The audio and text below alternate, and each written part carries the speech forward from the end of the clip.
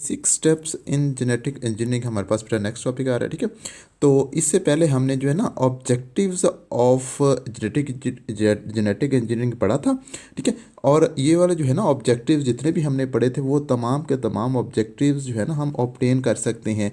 ठीक है, और उसके लिए हमें जो सम बेसिक मेथडोलॉजीज़ को जो ना अडॉप्ट करना पड़ता है, वो हम बेसिक जो है ना मेथडोलॉजी वो हम पढ़ रहे हैं। ठीक है, तो इसमें हमारे पास ना आप सिंपल याद रखने basic steps in genetic engineering जो भी काम करने के कौन से होते हैं, बड़े सिंपल याद रख रहे हैं। तो हमारे पास 5 से 6 स्टेप आएंगे। देखते हैं, पहला स्टेप हमारे पास आ रहा है isolation of the gene of interest. सबसे पहले हम जीन ऑफ इंटरेस्ट आइसोलेट करते हैं। ठीक है, फिर हम वो जो आइसोलेट की हुई जीन होती है ना उसको हम इंसर्ट कर देते हैं किसी वेक्टर के अंदर। ठीक है ना, किसी वेक्टर के अंदर। मैं सारी बातें समझाता हूँ वेक्टर क्या होता है। ठीक है, अच्छा, उसके बाद हम क्या करते हैं कि वो जो वेक्टर के अंदर जब हम इंसर्ट करते हैं ना जीन को, तो उसके बाद वो जो हमारे पास वेक्टर है उसको हम किसी और ऑर्गेनिज्म के अंदर ना इंसर्ट कर देते हैं। ठीक है, तो हमारे पास बनता है transfer of recombinant DNA into a host organism. वो जो रिकम्बिनेंट डीएनए हमारे पास बनता है उसे किसी हॉस्ट ऑर्गेनिज्म के अंदर इंसर्ट कर देते हैं। ठीक है, और उसके बाद हम क्या लेते हैं, उस ऑर्गेनिज्म की ग्रोथ लेते हैं जो हमारे पास जीएमओ बनता है। ठीक है, ये मैं सारी चीज़ें समझाता हूँ आप लोगों को। तो एक्सप्रेशन ऑफ द जीन्स, ये सारे स्टेप हमारे पास होते हैं बेटा। तो 5 स्टेप हमारे पास आ रहे हैं जो है ना बेसिक स्टेप है जेनेटिक इंजीनियरिंग के। तो ये मैं बेटा आप लोगों को सारी बातें समझा रहा हूँ कि जीन ऑफ इंटरेस्ट क्या होता है। सबसे पहले आज मैं बेटा ये छोटी सी मैंने आप लोगों के लिए तस्वीर बनाई हुई है, देखें जी। हमारे पास जीन ऑफ इंटरेस्ट समझ क्या है कि फॉर एग्ज़ाम्पल वो वाला जीन जो हम काम में लाना चाहते हैं, जिसको हम इस्तेमाल करना चाहते हैं। फॉर एग्ज़ाम्पल हम कह रहे हैं कि इंसुलिन प्रोडक्शन का जीन हमें चाहिए। ठीक है, अब इंसान के सेल के अंदर इंसुलिन प्रोडक्शन का जीन होता है। ठीक है, अब हमने क्या किया कि एक इंसानी सेल लिया। ठीक है, और उसके बाद हमने इंसानी सेल लेके उसका डीएनए में से उसके सेल में क्रोमोसोम के अंदर से हमने ना उसका जीन आइसोलेट कर लिया। हमें पता है कि फ्लां क्रोमोसोम के ऊपर ना, इससे पहले हमने भी पढ़ा था कि एक हमारे पास ह्यूमन जेनियोमिक जो है ना मैप था, हमने बनाया था। इससे पहले प्रोजेक्ट हुआ था पूरा एक। अच्छा, उसमें क्या हुआ हमारे पास, देखिए पहले चैप्टर इस चैप्टर नंबर 17 के शुरू में हमने देखा था। ठीक है, तो वहाँ पे हमने पता है कि इंसुलिन का जीन किस क्रोमोसोम के ऊपर है। ठीक है, तो हमने वो क्रोमोसोम अलहदा किया। ठीक है, और क्रोमोसोम अलहदा करने के बाद हमने वो जीन जो है ना, उस जीन का हमें पता है वो कहाँ पे है, उसकी हमें जो है ना सारी तरतीब पता है। ठीक है, अब हम करेंगे क्या कि वो क्रोमोसोम हमने निकाल लिया सेल का। ठीक है, ये देखिए फॉर एग्जांपल हमने क्रोमोसोम निकाल लिया। इस क्रोमोसोम के ऊपर हम ना रिस्ट्रिक्शन एंडोन्यूक्लियेज एंजाइम डालते हैं। रिस्ट्रिक्शन एंडोन्यूक्लियेज एंजाइम करता क्या है कि इस क्रोमोसोम के उस स्पेसिफिक जीन को वहाँ से काट देता है। ये वाले जीन फॉर एग्जांपल उसने क्या कर दिया, काट दिए रिस्ट्रिक्शन एंडोन्यूक्लियेज एंजाइम ने। ठीक है, तो हमारे पास ये वाला एक ना जीन ऑफ आ गया है, जीन ऑफ इंटरेस्ट। जो हम यार हमारे इंटरेस्ट का जो जो हमें चाहिए था वो हमने जीन सेपरेट कर लिया। ठीक है, सेपरेट किया कैसे, रिस्ट्रिक्शन एंडोन्यूक्लियेज एंजाइम के इस्तेमाल से। Clear point. एक बात होगी हमारे पास, पहला स्टेप हमारे पास यहाँ पे हो गया, हमने जो है ना जीन ऑफ इंटरेस्ट कैसे सेपरेट करना है। ठीक है, उसके बाद सेकंड स्टेप हमारे पास होता है बेटा कि हम क्या करते हैं, इस जीन ऑफ इंटरेस्ट को किसी वेक्टर के अंदर इंसर्ट करते हैं और इंसर्ट करने के बाद किसी ऑर्गेनिज्म के अंदर भेजते हैं। ठीक है, तो अब मेरे बेटा आ जाए कि इस जीन को किसी वेक्टर के अंदर, अब हमारे पास बेटा वेक्टर कौन कौन से हैं हमारे पास, बेटा वेक्टर यहाँ पे 2 तरह के होती हैं। ठीक है, एक हमारे पास नज़र आ रहा है ये बेटा हमारे पास फॉर एग्जाम्पल एक बैक्टीरियल सेल है। ठीक है, और इस बैक्टीरियल सेल के पास ये उसका अपना डीएनए है। ठीक है, और इस डीएनए के साथ ये एक्स्ट्रा सर्कुलर डीएनए सेल के बैक्टीरिया के पास मौजूद होता है, जिसे हम कहते हैं प्लाज्मिड। ये वाला जो डीएनए मेरे बेटा क्या कहलाता है जी, प्लाज्मिड। ठीक है, तो ये डीएनए क्या कह रहा है, प्लाज्मिड। ठीक है, तो इस प्लाज्मिड को हम निकालते हैं और ये प्लाज्मिड वेक्टर के तौर पे काम करता है। ठीक है, एक बात, और इसके साथ हमारे पास एक बैक्टीरियोफेज वायरस भी होता है। बैक्टीरियोफेज वायरस और प्लाज्मिड, बैक्टीरिया का प्लाज्मिड और बैक्टीरियोफेज वायरस, ये दोनों मेरे बेटा वेक्टर के तौर पे काम कर रहे होते हैं। ठीक है, वेक्टर के तौर पे कैसे काम करेंगे मैं अब समझा रहा हूँ बेटा। ठीक है, ये हमने बेटा देखे प्लाज्मिड को बाहर निकाला सेल से। ठीक है, और इसके ऊपर हमने क्या किया, रिस्ट्रिक्शन एंडोन्यूक्लियस डाला।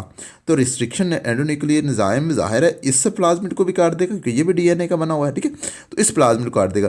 जब ये प्लाज्मिड यहाँ से कट जाएगा तो हमारे पास प्लाज्मिड को इस शक्ल का बन जाएगा, ठीक है। बाद में ये जो हमारे पास ये वाली जो जीन है ना, इसको हम यहाँ पे इंसर्ट कर देंगे, ठीक है। ये हमारे पास जो जीन है ना ये वाली, इसको हमने यहाँ पे इंसर्ट कर दिया, ठीक है। तो अब हमारे पास देखिए दो मुख्तलिफ जानदारों की यहाँ पे जो है ना डीएनए इकट्ठा हो गया है। इसमें देखिए ये जो है ना ये प्लाज्मिड यहाँ से हमने बैक्टीरिया से लिया और ये जीन ऑफ इंटरेस्ट हमने इस सेल का लिया, किसी जानवर इंसान का लिया है, ठीक है। तो ये वाला जो डीएनए हमारे पास बना है ना, इस डीएनए को हम कहते हैं रिकम्बिनेंट डीएनए, ठीक है। ये हमारे पास रिकम्बिनेंट डीएनए, ये आपको नजर आ रहा है रिकम्बिनेंट डीएनए, ठीक है। रिकम्बिनेंट डीएनए कौन सा होता है? दो मुख्तलिफ जानदारों का डीएनए जब भी इकट्ठा होगा तो हमारे पास वो क्या कहलाता है? रिकम्बिनेंट डीएनए, ठीक है। अच्छा, अब हम क्या कर रहे हैं बेटा, ये जो हमारे पास रिकम्बिनेंट डीएनए बना ना, इस रिकम्बिनेंट डीएनए को हम किसी और ऑर्गेनिज्म के अंदर, फॉर एग्जांपल इसको हमने बैक्टीरिया के अंदर दाखिल कर दिया। ये हमारे पास एक बैक्टीरियल सेल है और बैक्टीरियल सेल के अंदर हमने ये रिकम्बिनेंट डीएनए दाखिल कर दिया, ठीक है।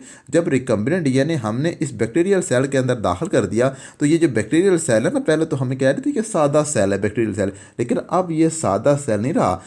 ये मेरा बड़ा बैक्टीरियल सेल ना था ना, ये बन गया जेनेटिकली मॉडिफाइड ऑर्गेनिज्म बन गया, जिसे हम कहते हैं जीएमओ, जेनेटिकली मॉडिफाइड ऑर्गेनिज्म, ठीक है। अब इस जेनेटिकली मॉडिफाइड ऑर्गेनिज्म के पास है क्या? Recombinant DNA. ये वाला क्या है इसके पास? Recombinant DNA. क्लियर है जी? रिकम्बिनेंट डीएनए, ठीक है। और रिकम्बिनेंट डीएनए हमें पता है कि दो मुख्तलिफ जानदारों का डीएनए होता है। यहाँ पे बैक्टीरियल प्लाज्मिड है और हमारे पास जीन ऑफ इंटरेस्ट, दोनों मिले हुए हैं। क्लियर पॉइंट हो गया, ठीक है। अच्छा, नेक्स्ट हम बेटा करते क्या है कि इस जानदार को, ये जो हमें नज़र आ रहा है ना जीएमओ है, ठीक है। इस जीएमओ को बड़ा बेहतरीन सा हम इन्वायरमेंट देते हैं, सारे न्यूट्रिएंट देते हैं, कल्चर मीडियम देते हैं यानी कि, ठीक है। और उस कल्चर मीडियम को इस्तेमाल करते हुए ये बैक्टीरिया अपनी ग्रोथ करता है, ग्रोथ होती है इसकी तादाद बढ़ती है, ठीक है। पहले देखिए आप लोगों को नजर आ रहा है यहाँ पे एक बैक्टीरिया, हमने एक जीएमओ बना हमारे पास, ठीक है। तो जब मेरे बड़ा इसको आप मीडियम देंगे और इसकी ग्रोथ होगी तो आप लोगों को नजर आएगा बाद में ये मेरे बड़ा एक ऑर्गेनिज्म बन गया, ये भी और ये भी, ये भी और ये सारे ऑर्गेनिज्म मेरे बड़ा बन गए हैं, ठीक है। इस बैक्टीरिया से बहुत बड़ी तादाद के अंदर हम इनकी तादाद बढ़ा लेते हैं, ठीक है। अच्छा, अब मेरे बड़ा देखें यहाँ पे अगर आपको देखें तो यहाँ हमारे पास सिर्फ एक रिकम्बिनेंट डीएनए है, ठीक है, एक प्लाज्मिड है, लेकिन यहाँ पे भी प्लाज्मिड वही बन गया, यहाँ पे यहाँ पे यहाँ पे, तो तमाम जगहों पे हमारे पास वो रिकम्बिनेंट डीएनए बन चुका है, ठीक है। यानी कि जो है ना हमारे पास उसकी कॉपी तैयार हो गई है, डीएनए की हमने कॉपी तैयार कर ली है। Clear point? अच्छा, यहाँ तक क्लियर है मेरा बेटा। अब ये जो है ना जीन, जो है ना जीन, इस जीन का क्या काम था? हमें पता है कि इंसान के सेल के अंदर एक जीन, ये वाली जीन मौजूद हो तो इंसान के सेल के अंदर ये जीन करती क्या है? हमें पता है बेटा, जीन ये क्या कर रही होती है? इंसुलिन बनाती है। हमने इंसुलिन बनाने वाले जीन को सेपरेट किया था, इंसुलिन बनाती है, ठीक है। तो अब क्योंकि ये बैक्टीरियल सेल के पास इंसुलिन बनाने वाला जीन आ गया है, तो ये बैक्टीरियल सेल के पास जो इंसुलिन बनाने वाला जीन है, इसने तो अपना काम करना, इसने तो इंसुलिन बनानी है, इंसुलिन तो इसने बनानी है ना।